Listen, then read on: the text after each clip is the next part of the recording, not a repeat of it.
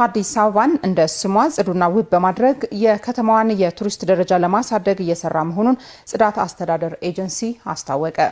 ኤጀንሲው የከተማዋን ጽዳትና ውበት የማረጋገጥ ተልዕኮ ይበልጥ ለማጠናከር ያለመ ስልጠና ለሚመለከታቸው የባለድርሻ አካላት ሰጥቷል።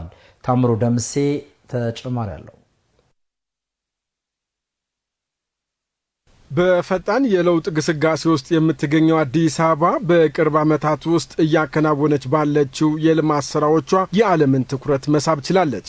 ይህ የቀድሞ ገጽታዋን የቀየረው የከተማዋ የጽዳትና ውበት ስራ ይበልጥ ለማጠናከርና እየተሰጡ የሚገኙ አገልግሎቶችን ለማዘመንና ለማሻሻል ያለመ ስልጠና በአዲስ አበባ ከተማ ጽዳት አስተዳደር ኤጀንሲ አማካኝነት ተሰጥቷል። በምክትል ከንቲባ ማዕረግ የአዲስ አበባ ከተማ ዋና ስራ አስኪያጅ ኢንጂነር ወንድሙ ሴታ በአሁኑ ሰዓት በከተማዋ የደረቅ ቆሻሻ ቅብብሎች ጣቢያ ላይ ቆሻሻ 24 ሰዓት የማይቆይበት ሁኔታ መፍጠር መቻሉን ጠቅሰው በዘርፉ እየተከናወኑ ያሉ ስራዎች የከተማዋን ገጽታ ከፍ እንዲያደርግ ማድረግ ያስቻሉ መሆኑን ተናግረዋል። እስካሁን ድረስ በሰራነው የከተማችን ገጽታ በጣም በከፍተኛ ሁኔታ ቀይረናል። ከምንም ነገር በላይ ደግሞ በሌሎች ስራዎቻችን የሰራናቸውን ልማት ስራዎቻችን ደግሞ የበለጠ አጉልቶ ማሳየት የሚያስችል ገጽታ ከተማችን እንዲኖረን ማድረግ ችለናል።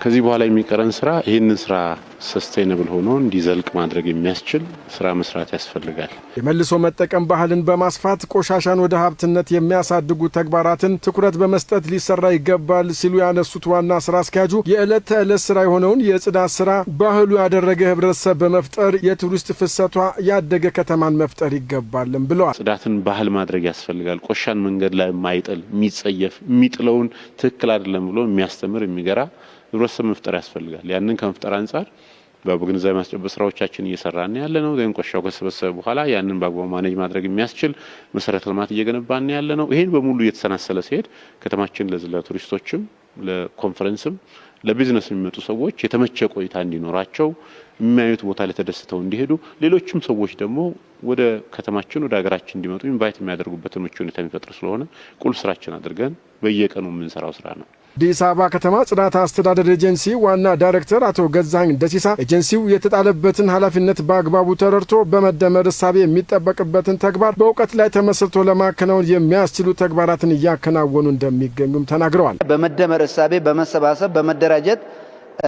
አንዱ ለአንዱ አቅም በመሆን አዲስ አበባ ከተማ የትኛውም ኮርነር ላይ አሁን ጸድቶ ያሉትም መጽዳት የሚጠበቅባቸውንም 24/7 ሰርተን ጽዱ ውብ ለኑሮ ምቹ ተስማሚ ማድረግ ነው።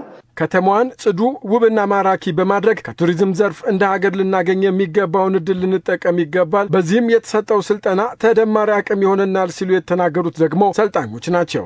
ለጀመርነው በተለይ ከተማችን ውብና ጽዱ እንደዚሁም ለቱሪስት መዳረሻ ከተማ ለማድረግ እየሰራ ነው ካለነው ስራ አንጻር ትልቅ አቅም የሚሆነን ነው እየተሰጠን ያለው ማለት ነው። በተለይ ደግሞ ዛሬ አብረውኛን እያገዙን ያሉት በአምባሳደርነት እንደዚሁም እስከ ማህበረሰቡ ድረስ ግንዛቤ እየፈጠሩ ያሉ ትልልቅ ባለድርሻዎች አሉ። ማህበረሰቡ ጋር ወርደን እንዴት መስራት እንዳለብን፣ እንዴት ማጽዳት እንዳለብን፣ ያ ብቻ ሳይሆን እንዴት ማገልገል እንዳለብን፣ አገልጋይነት ምን እንደሆነ፣ ማገልገል ምን እንደሆነ፣ ማገልገልነት ኩራት እንደሆነ፣ ማገልገል ኩራት እንደሆነ ነው እየተማርን ያለነውና እጅግ በጣም የሚያስደስት ስልጠና ነው። የጽዳትና ውበት ስራ በተቋማት ርብርብ ብቻ ስኬታማ ሊሆን እንደማይችል ተረድቶ ሁሉም ዜጋ በያገባኛል ስሜት የተጀመሩ ስኬቶችን ለማስቀጠል የሚያስችል የአመለካከት ለውጥ ማምጣት እንደሚገባም በመድረኩ ተመላክቷል።